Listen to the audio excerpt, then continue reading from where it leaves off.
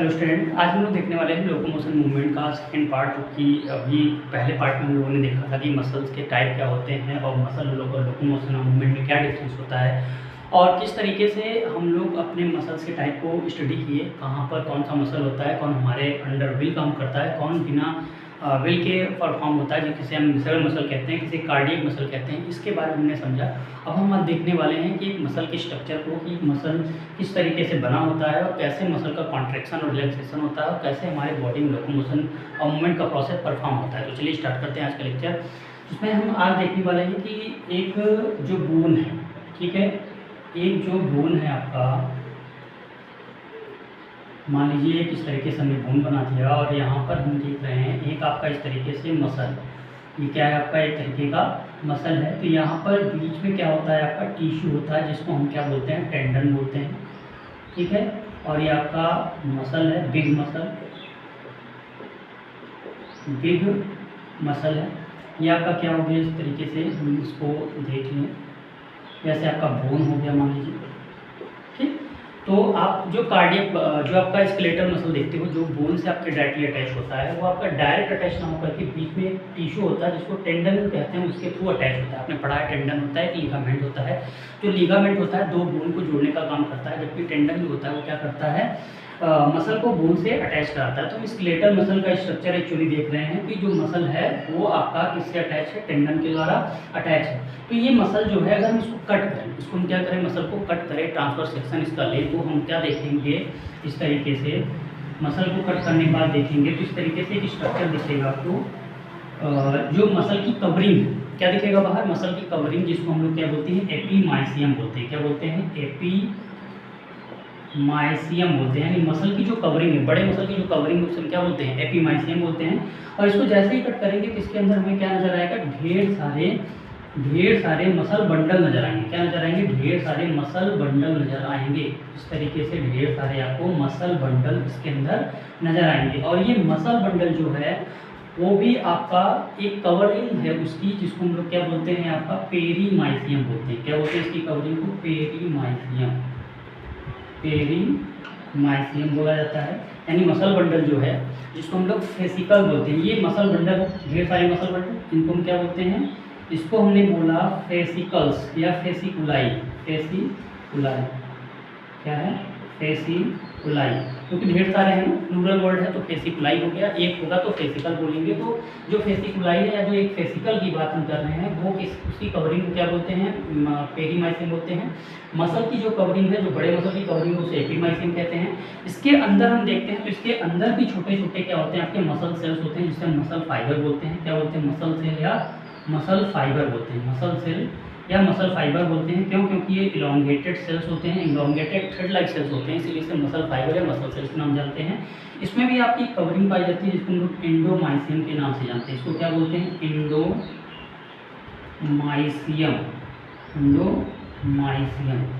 और ये जो है स्ट्रक्चर, इसको हमने क्या बोला, इसको हमने बोला आपका मसल फाइबर। तो मसल फाइबर या मसल सेल या मायोसाइट्स भी कह सकते हैं। तो मायोसाइट्स, मसल सेल या मसल फाइबर, जिसकी कवरिंग क्या है, एंडोमाइसियम है। सबसे बड़ा, इस तरीके से आपने क्या समझा, सबसे बड़ा मसल है, उसकी जो कवरिंग है एपीमाइसियम कहा जा रहा है। उसकी जब बड़े मसल को हमने कट किया तो उसके अंदर हमको क्या नजर आया, ढेर सारे मसल के बंडल नजर आए, जिसको हमने फेसिकुलाई बोला या फेसिकल्स बोला एक को। उसकी कवरिंग जो है उसे हमने पेरीमाइसियम बोला। और इसके अंदर एक फेसिकल के अंदर हम जब देखते हैं तो ढेर सारे मसल सेल्स, इलांगेटेड सेल्स नजर आते हैं, जिसे मसल सेल, मायोसाइट्स या मसल फाइबर कहते हैं। और उसकी जो कवरिंग है उसे हम क्या बोलते हैं, एंडोमाइसियम बोलते हैं। और इस मसल फाइबर के अंदर क्या होते हैं, माइक्रोफिलामेंट, यानी क्या होते हैं, ऐसे मसल फिलामेंट्स होते हैं, जो थिन और थिक फिलामेंट के नाम से जानते हैं, जो आपके दो प्रकार की प्रोटीन होती हैं, एक्टिन और मायोसिन, उनसे बने होते हैं। तो अभी हम लोग देखने वाले हैं कि किस तरीके से इनका अरेंजमेंट है और ये कैसे बने हुए हैं। तो हम देखते हैं अब इसमें मसल की हायरार्की क्या है। तो मसल की हायरार्की आपको समझना है, मसल हायरार्की,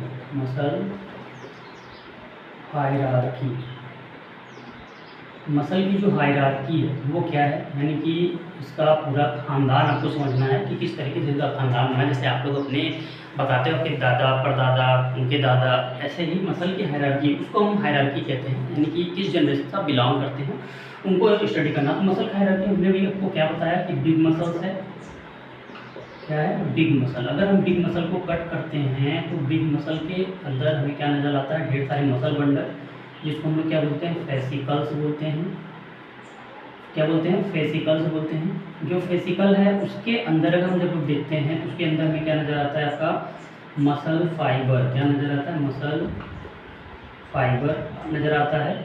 मसल फाइबर के अंदर जब लोग देखते हैं तो क्या नज़र आता है आपको, मायोफाइब्रिल। क्या नज़र आता है, मायोफाइब्रिल।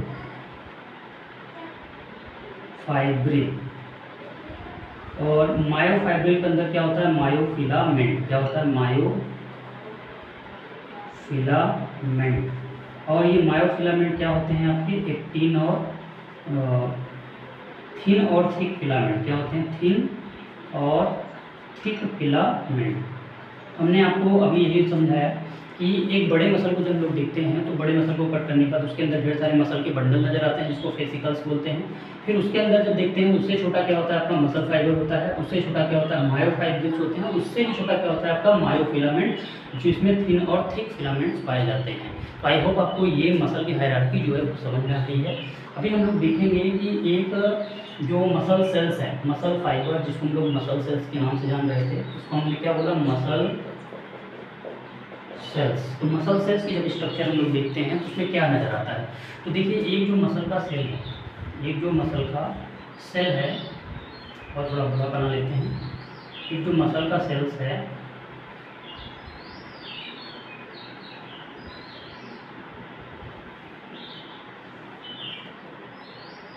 जो मसल का एक सेल है, इस तरीके से हमने मान लीजिए बना लिया, तो मसल का सेल हो गया, जिसके अंदर आपको ये पेरीफेरी जो है, पेरीफेरी पे क्या नजर आते हैं, न्यूक्लियस। अभी हमने आपको बताया था कार्डियक मसल हम लोग क्योंकि पढ़ रहे हैं, तो स्केलेटल मसल पढ़ रहे हैं, तो स्केलेटल मसल में हमने बताया था पेरीफेरल न्यूक्लियस होते हैं, जो सिनोसिटियल होते हैं या सिनोसिटिक होते हैं, क्योंकि मल्टीपल न्यूक्लियस इसके अंदर पाए जाते हैं। तो ये सिनोसिटिक या पेरीफेरल न्यूक्लियाई हो गए। ये क्या है आपके, ये आपके peripheral nuclei, peripheral multi nuclei. उसके अंदर ये जो एरिया है इसको हम ये जो मेम्ब्रेन है इसको हम क्या बोलते हैं, मसल की मेम्ब्रेन को सार्कोलेमा बोलते हैं। क्या बोलते हैं, सार्कोलेमा। ठीक है, क्या बोलते हैं, सार्कोलेमा। और मसल का जो साइटोप्लाज्म उसको हम लोग क्या बोलते हैं, सार्कोप्लाज्म। इसको क्या बोलते हैं, सार्कोप्लाज्म। जैसे आप लोग सेल पढ़ते हो तो सेल के अंदर आपको साइटोप्लाज्म नजर आता है, वैसे मसल का जो सेल होता है उसके साइटोप्लाज्म को लोग क्या बोलते हैं, सार्कोप्लाज्म बोलते हैं। उसके मेम्ब्रेन को क्या बोलते हैं, सार्कोलेमा बोलते हैं।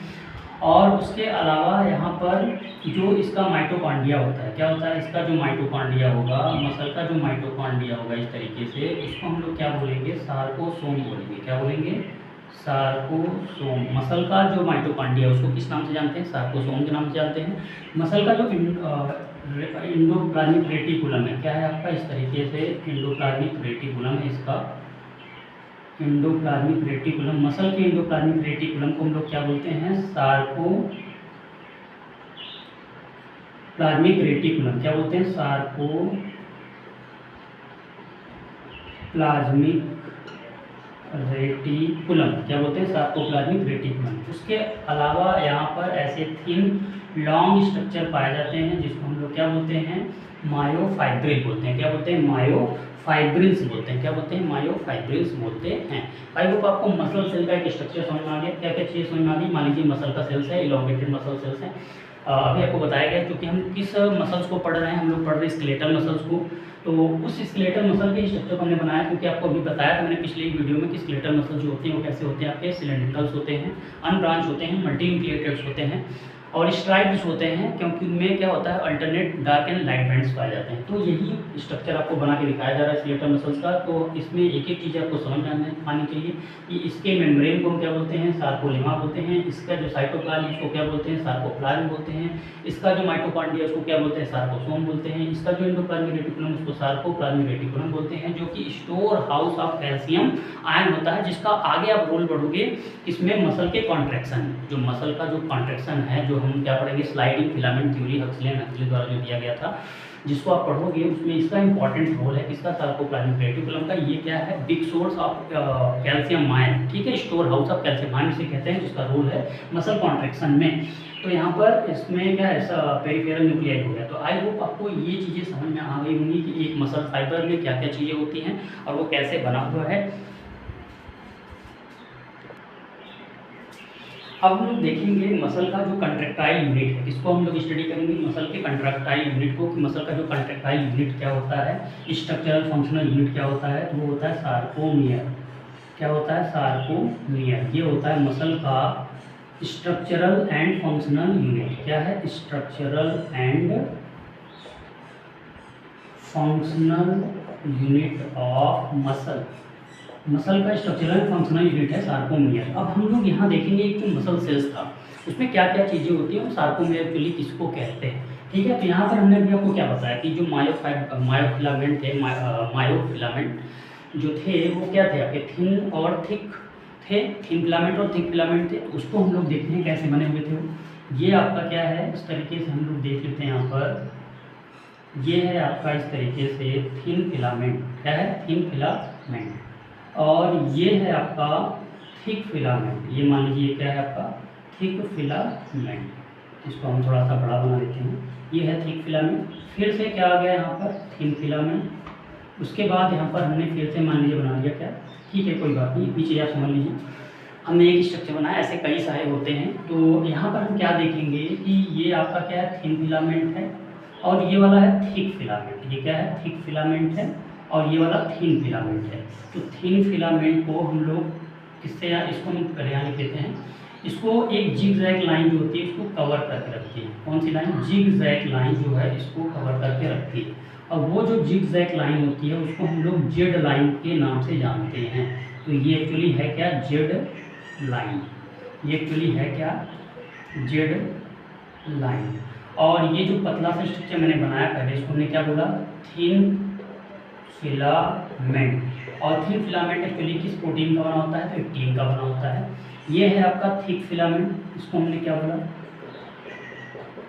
Thick filament. और ये जो थिक फिलामेंट है वो किस प्रोटीन से बना है, तो बना होता है मायोग्लोबिन नामक प्रोटीन से। किससे बना है, मायोग्लोबिन। यानी थिन वाला आपका एक्टिन और थिक वाला जो है वो मायोग्लोबिन फिलामेंट से बना होता है।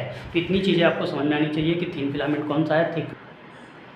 यहाँ हम देखने वाले हैं कि देखिए अब यहाँ है क्या, तो यहाँ है जो आपका, जहाँ पर सिर्फ और सिर्फ क्या नज़र आ रहा है, जहाँ पर सिर्फ और सिर्फ आपको थिन फिलामेंट नज़र आ रहा है। यानी यहाँ से यहाँ तक का स्ट्रक्चर, यहाँ से यहाँ तक का जो स्ट्रक्चर थिन फिलामेंट है ना, तो थिन फिलामेंट है। तो इसको हम लोग क्या बोलते हैं, आपका आई बैंड। क्या बोलते हैं, आई बैंड के नाम से इसको जानते हैं। क्या बोलते हैं, आई बैंड। आई बैंड का मतलब आइसोट्रॉपिक होता है। आई बैंड का मतलब आइसोट्रॉपिक बैंड, यानी आइसो मतलब एक जैसा, जहाँ पे सिर्फ एक टाइप के बैंड यानी कि केवल थिन फिलामेंट नजर आता है ना, इसलिए इसको हम आई बैंड के नाम से जान रहे हैं। क्यों, आइसोट्रॉपिक बैंड के नाम से क्यों जान रहे हैं, क्योंकि इसमें सिर्फ एक टाइप का ही फिलामेंट पाया जा रहा है। और जहाँ पर थिन और थिक, ये देखिए, ये यहाँ पर इतने से एरिया में थिक भी है, इतने से एरिया में थिन भी है। तो यहाँ से अगर हम यहाँ की बात करें, यहाँ से जैसे मैंने मान लीजिए यहाँ से मैंने बात की यहाँ तक का, और इस वाले से इस वाले तक का, यानी यहाँ जहाँ थिक और थिन ये मैं बात कर रहा हूँ, इसको आपको समझना है कि यहाँ से यहाँ तक की मैं बात कर रहा हूँ, जहाँ पर थिन और थिक दोनों नज़र आ रहे हैं, इसको हम लोग क्या बोलते हैं, ए बैंड। तो ये वाला आई बैंड, ये वाला आई बैंड, ये वाला क्या है, ए बैंड, और ये वाला भी क्या है, ए बैंड के नाम से जाना जाता है। ठीक, तो आई बैंड का मतलब आइसोट्रॉपिक, जिसमें से एक टाइप के फिलामेंट यानी केवल थिन फिलामेंट नजर आ रहे हैं। ए बैंड का मतलब एन आइसोट्रॉपिक, यानी कि डिफरेंट टाइप के फिलामेंट, यहाँ पे थिन और थिक दोनों टाइप के फिलामेंट नजर आ रहे हैं, उसको हम लोग क्या बोलते हैं, ए बैंड के नाम से जानते हैं। और ये बीच में जो खाली जगह बचा है इसको हम लोग एच जोन के नाम से जानते हैं। इसको क्या बोलते हैं, इस जगह को एक्चुअली हम बोलते हैं एच जोन। क्या बोलते हैं, एच जोन, यानी हेंसन जोन के नाम से जानते हैं। अभी आगे हम इसको समझेंगे। तो आपको इतनी चीज़ें समझ आई होगी कि थिन फिलामेंट है, थिन फिलामेंट एक्टिन कहते हैं, थिक फिलामेंट जिसको जो मायोग्लोबिन से बना होता है। यहाँ पर थिन फिलामेंट को जो लाइन जोड़ती है उसको जेड लाइन कहते हैं। तो जेड लाइन